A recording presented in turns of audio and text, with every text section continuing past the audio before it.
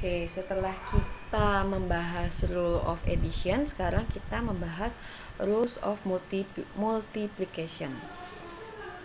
Nah, di sini rule of multiplication itu seperti yang tadi addition, ada yang special rules dan ada yang general rules.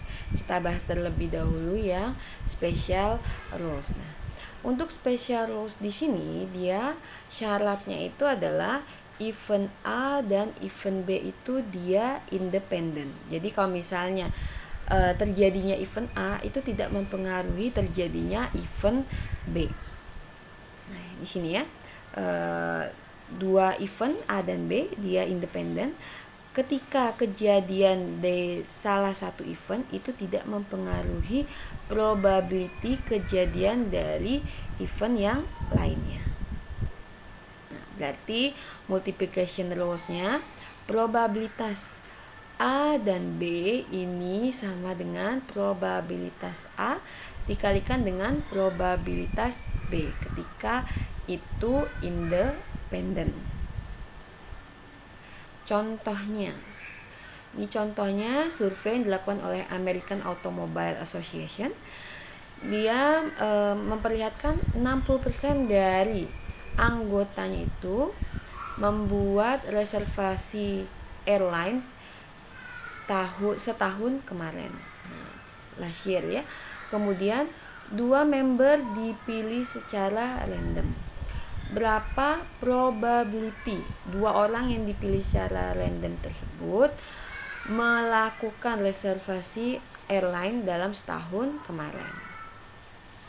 Oke, sekarang kita lihat probability member pertama membuat reservasi airline 1 tahun kemarin itu adalah 0,6. Nah, ini 60% ya, dari 60% di sini. Kemudian karena di sini dianggap ini kan jumlah membernya ini sangat banyak, jadi kalau misalnya 2 member random tadi yang dipilih secara random itu tidak saling mempengaruhi probability member yang lainnya untuk melakukan reservasi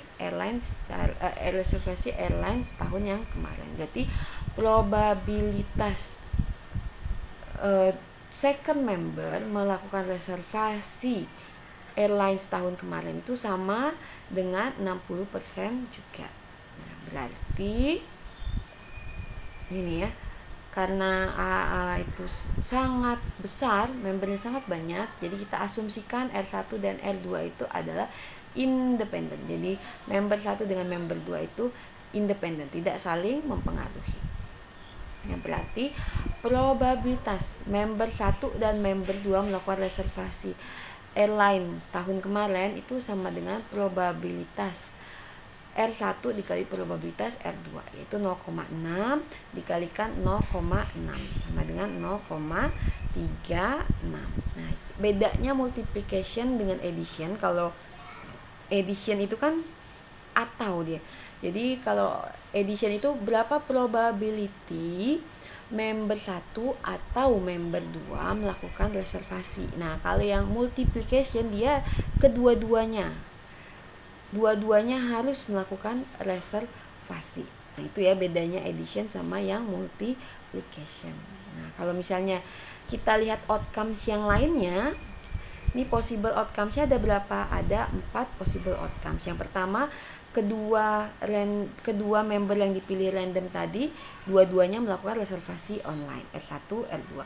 Nah, kemudian yang kalau outcomes kedua, satunya reservasi, yang kedua tidak reservasi. Kemudian outcomes ketiga, satunya tidak reservasi, yang satu member keduanya melakukan reservasi. Outcomes keempatnya sama-sama tidak melakukan reservasi airlines. Nah, ini ya. Di sini probability-nya, ini join probability-nya 0,6 dikali 0,6. Ini 0,6 dikali 0,4. 0,4 berasal dari mana? Berasal dari 1 dikurangi 0,6 karena kan di sini ada komplement. Nah, di sini juga 0,4 kali 0,6, ini 0,4 dikali 0,4. Nah, jumlahnya ini dari semua possible outcomes-nya harus sama dengan 1. Nah, ini adalah yang special rules. Syaratnya adalah independent. Nah, gimana untuk multiplication rules yang kedua, yaitu general multiplication. Nah, kalau misalnya ada dua event, dia itu tidak independen, berarti dia disebutnya dependent. Maksudnya dependent gimana? Kita mencoba mengilustrasikannya menggunakan contoh ya. Misalkan ada 10 kaleng soda di cooler di sini. Dari 10 kaleng soda tersebut, 7-nya itu regular soda dan 3-nya itu adalah diet soda. Kemudian 1 kaleng dipilih dari cooler tersebut. Nah, probability dari kaleng yang terpilih tersebut adalah diet soda itu adalah 3/10 karena kan diet sodanya 3. Total kalengnya adalah 10. Lalu probability dari pengambilan 1 kaleng regular soda itu ada 7/10. Jadi probabilitas kaleng pertama yang diambil itu ada diet soda 3/10. Kalau yang regular soda itu adalah 7/10. Nah, lalu diambil kaleng yang kedua. Nah, dengan catatan kaleng soda yang diambil pertama kali itu tidak dikembalikan. Probabilitas kaleng soda kedua, apakah dia adalah diet soda? Dia bergantung atau tergantung atau dependent apakah kaleng pertama yang terpilih tadi dia adalah diet soda atau bukan diet soda. Berarti probability kaleng kedua yang terpilihnya itu adalah diet soda itu adalah yang pertama adalah 2/9. Kalau kaleng pertama yang terambil tadi adalah diet soda. Dari mana 2/9? Berarti kaleng pertama tadi kan yang terambil diet soda. Dari 3 kaleng sekarang menjadi 2 kaleng. Nah, 2. Total kalengnya sekarang ada berapa? Tadi dari 10 diambil 1. Berarti sisanya tinggal 9. Jadi di sini 2/9 ini berarti hanya ada 2 kaleng dari diet soda dari coolernya. Atau kemungkinan kedua itu adalah 3/9. Kalau kaleng yang pertama terambil tadi adalah regular. Jadi kalau misalnya pengambilan pertama itu adalah regular soda, berarti sisa kaleng yang diet soda itu tetap 3, tapi total kalengnya menjadi 9. Berarti probability kaleng kedua yang terambil ada diet soda itu ada 3/9. Jadi probability diet soda terambil di kemungkinan kedua itu berapa probability-nya? Itu tergantung pada yang pertama kali kaleng yang terambil itu apa? Apakah dia kaleng diet soda ataupun regular soda. Nah, berarti di sini event A dan event B itu, event A adalah pengambilan yang pertama, event B pengambilan kedua, itu dia tidak independen. Dia kejadian kedua tergantung oleh kejadian pertama. Nah, di sini berarti terjadi yang namanya conditional probability. Jadi probabilitas bersyarat. Jadi 2/9 atau 3/9 itu disebut dengan conditional probability karena value-nya itu kondisional, tergantung, bersyarat ya.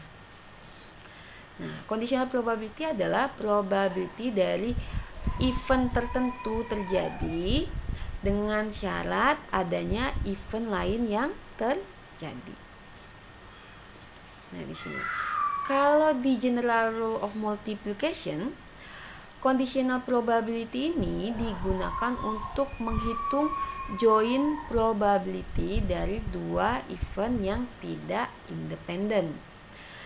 Kalau misalnya ada 2 event A dan B yang tidak independen dan conditional probability-nya dinyatakan dengan B setelah kejadian dengan syarat kejadian A, probabilitas B dengan syarat kejadian A, general rule of multiplication-nya menjadi probabilitas A dan B itu adalah probabilitas A dikali dengan conditional probability B dengan syarat terjadinya probability A. Nah, ini adalah untuk yang general multiplication. Syaratnya adalah tidak independen. Kalau special multiplication, dia probability A dan B itu langsung aja probabilitas A dikalikan probabilitas B karena dia adalah independen, tidak dependen. Contoh soalnya. Ada satu pegolf di sini, atlet golf mempunyai 12 golf shirt di sini, 12 kaos golf ya di lemarinya. Kemudian 9 kaos tersebut white dan yang lainnya adalah biru. Nah, kemudian dia memakai bajunya dalam kondisi gelap. Jadi dia hanya ambil bajunya, kaosnya, kemudian dia pakai.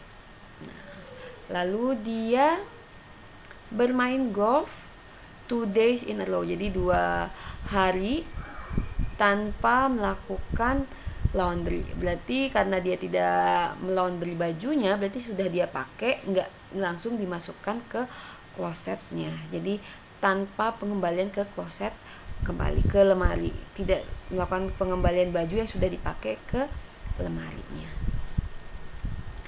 Berapa kemungkinan 2 baju yang akan dia pilih itu atau 2 baju yang akan dia pakai itu semuanya adalah putih, karena kan dia bermain golf 2 hari ini.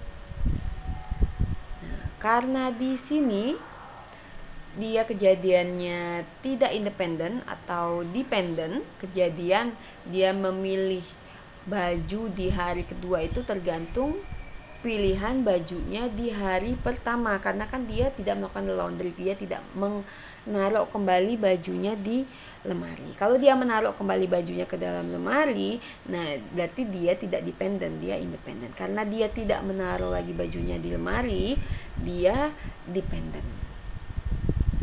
Nah, yang pertama, event pertama, baju pertama yang terpilih itu adalah putih. Kita simbolkan dengan W1. Probability-nya apa? Probabilitas W1 adalah 9 bagi 12. Total bajunya 12 dan 9 yang putih.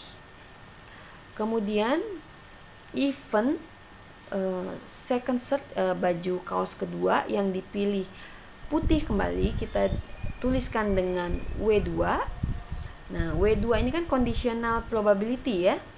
Conditional probability, baju kedua yang dipilih itu adalah putih, dengan catatan bahwa baju pertama yang dipilih juga putih itu adalah probabilitas W2 dengan syarat W1. Ini sama dengan 8/11. 8/11 dari mana? Tadi baju putih kan 9, diambil 1 berarti tinggal 8. Tadi total baju 12, diambil 1 tinggal 11. Berarti probabilitas 2 baju yang dipilih itu berwarna putih semua, karena dia di sini adalah tidak independen atau dependen. Probabilitas AB sama dengan probabilitas A dikali dengan probabilitas B dengan syarat A. Nah, berarti ini W1 dan W2 sama dengan W1 dikali probabilitas W2 dengan syarat W1. Berarti 9/12 dikali 8/11 sama dengan 0,55. Berarti 55% kemungkinan dia akan menggunakan baju putih selama 2 hari. Nah, di sini kalau mau kita panjangkan lagi pertanyaannya, berapa probability kemungkinan dia akan memilih 3 baju putih nih without replacement. Jadi dia tidak melakukan laundry atau dia tidak mengembalikan lagi baju yang sudah dipakai ke lemari. Berapa probability-nya kalau selama 3 hari itu dia pakai baju putih? Ini pertanyaan tambahan ya. Berarti probabilitas W1 dan W2 dan W3 semuanya putih ya di sini. Berarti karena dia dependen, berarti probabilitas W1 dikali probabilitas W2 dengan syarat W1 dikali probabilitas W3, baju ketiganya putih dengan syarat baju pertama dan baju kedua juga putih. Ini sama dengan 9/12 dikali 8/11 dikali 7/10. 7/10 dari mana? 7/10 dari Baju ketiga putih, dengan syarat baju pertama dan kedua juga putih. Berarti yang tadinya 9 karena baju 1 dan 2 putih, berarti sekarang tinggal 7. Ini 7 dibagi 10. 10 dari mana? 12 baju totalnya dikurangi 2 baju yang udah kepake, yaitu 10. Ini sama dengan 0,038. Jadi 38% kemungkinan dia selama 3 hari itu menggunakan baju putih selalu, baju putih terus. Oke, itu untuk yang multiplication rule. Sekarang kita lanjut ke contingency table.